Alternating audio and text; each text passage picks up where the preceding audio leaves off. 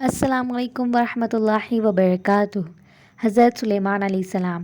بچوں، حضرت سلیمان علیہ السلام حضرت داؤد علیہ السلام کے بیٹے تھے، جن کا قصہ ہم پہلے ہی سن چکے ہیں۔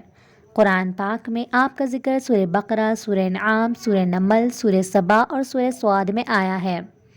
اللہ تعالیٰ نے آپ کو بھی نبوت اور بادشاہت دونوں عطا کی تھی۔ انسانوں کے علاوہ جن، ہوا اور جانور بھی آپ کے تابع کر دیے تھے۔ آپ ان سب کی بولیاں بھی سمجھتے تھے اور بولتے تھے۔ آپ کے زمانے میں بنی اسرائیل کو بہت بڑائی حاصل ہوئی، جو اس سے پہلے کبھی نہ ہوئی تھی۔ حضرت سلیمان علیہ السلام بھی باوجود اتنی طاقت اور سلطنت کے اللہ کی یاد میں مشغول رہتے تھے۔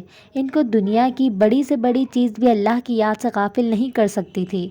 ایک دفعہ کا ذکر ہے کہ آپ اعلیٰ درجے کے گھوڑوں کو دیکھ رہے تھے۔ ان کے دیکھتے ہی دیکھتے عصر کی نماز کو دیر ہو گئی۔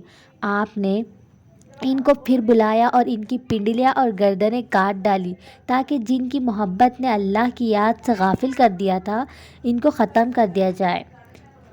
ایک دفعہ کا ذکر ہے، آپ اپنی فوجوں کے ساتھ تشریف لے جا رہے تھے۔ چلتے چلتے چونٹیوں کی وادی میں پہنچے۔ ایک چونٹی نے کہا، اپنے اپنے گھروں میں گھس جاؤ، ایسا نہ ہو کہ سلیمان اور اس کا لشکر تمہیں تباہ کر دے اور انہیں اس کی خبر بھی نہ ہو۔ آپ چونٹی کی بات سن کر مسکرائے اور کہا کہ اے اللہ، مجھے توفیق دے کہ میں تیری نعمتوں کا شکر ادا کروں جو تو نے مجھے اور میرے ماں باپ کو دی ہے، اور ایسے نیک کام کروں جس سے تو خوش ہو، اور اپنی مہربانی سے میرے مرنے کے بعد مجھے اپنے نیک بندوں میں داخل کر۔ بچوں، ایک دفعہ کا ذکر ہے کہ آپ نے اپنے پرندوں کی حاضری لی تو اس میں ہدہد نظر نہیں آیا۔ آپ نے فرمایا کہ اس کی غیر حاضری پر ہم اس کو سخت سزا دیں گے یا ذبح کر دیں گے، ورنہ اس غیر حاضری کی وجہ بیان کرے۔ تھوڑی دیر بعد ہدہد آ گیا۔ اس نے عرض کیا کہ سبا کے شہر سے بالکل صحیح خبر لے آیا ہوں۔ میں نے ایک عورت دیکھی ہے جو وہاں حکومت کرتی ہے۔ اس کے پاس ہر طرح کا سامان ہے، اس کا بہت بڑا تخت ہے۔ ملکہ اور اس کی قوم کے لوگ سورج کو سجدہ کرتے ہیں، اور شیطان نے ان کو سیدھے راستے سے روک دیا ہے۔ ہدہد نے بیان ختم کیا تو آپ نے اس ملکہ کے نام یہ خط دیا: اللہ کے نام سے شروع کرتا ہوں جو بہت بڑا مہربان نہایت رحم والا ہے۔ ہم سے سرکشی نہ کرو اور فرمانبردار ہو کر ہمارے دربار میں حاضر ہو۔ اور فرمایا کہ اسے سبا کی ملکہ کے پاس لے جاؤ، پھر دیکھو وہاں سے کیا جواب ملتا ہے۔ سبا کی ملکہ نے، جس کا نام بلقیس تھا، یہ خط اپنے درباریوں کو پڑھ کر سنایا اور ان سے پوچھا کہ تم اس کی بابت کیا کہتے ہو؟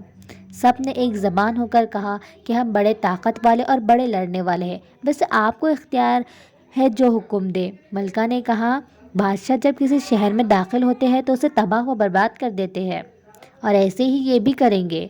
میں ان کے پاس کچھ تحفے بھیج کر دیکھتی ہوں کہ میرے ایلچی کیا جواب لاتے ہیں۔ جب ایلچی تحفے لے کر آئے تو حضرت سلیمان علیہ السلام نے فرمایا، تمہارے تحفے تمہیں کو مبارک ہو، تم انہیں واپس لے جاؤ۔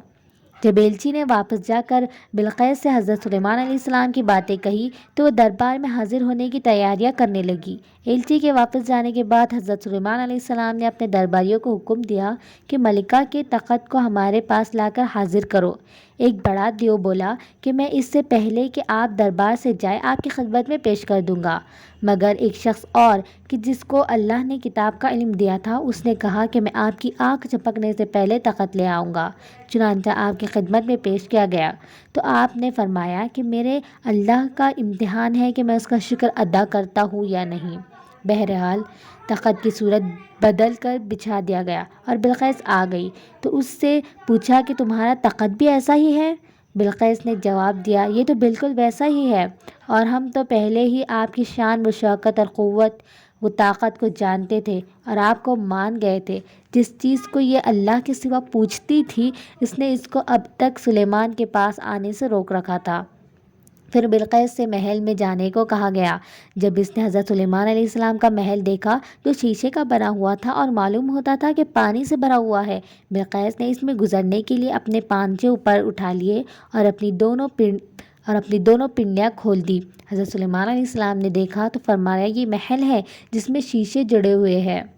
غرض جب بلقیس کو اپنے مذہب کی غلطی معلوم ہوئی تو پکار اٹھی، اے اللہ، میں نے جو اتنی مدت تک سورج کی پوجا کی اور میری وجہ سے میری قوم بھی اس کو پوجتی رہی، تو میں نے اپنے اوپر ظلم کیا۔ اب میں سلیمان کے ساتھ تمام جہانوں کے پالنے والے پر ایمان لاتی ہوں۔ بچوں، حضرت سلیمان علیہ السلام اتنے بڑے نبی اور اتنے بڑے بادشاہ تھے کہ انسان، جن، پرندے اور ہوا سب ان کے تابع تھے، مگر آپ غریبوں اور بے سکوں کے ساتھ بیٹھ کر کھانا کھاتے تھے اور اپنے چٹائیاں اور ٹوکریاں بنا کر روزی کماتے تھے، ہر وقت یاد الہی میں مشغول رہتے تھے، راتوں کو بہت کم سوتے، دن میں اللہ کی مخلوق کی خدمت کرتے، بس یہی ان کی زندگی تھی، عبادت الہی اور خدمت خلق۔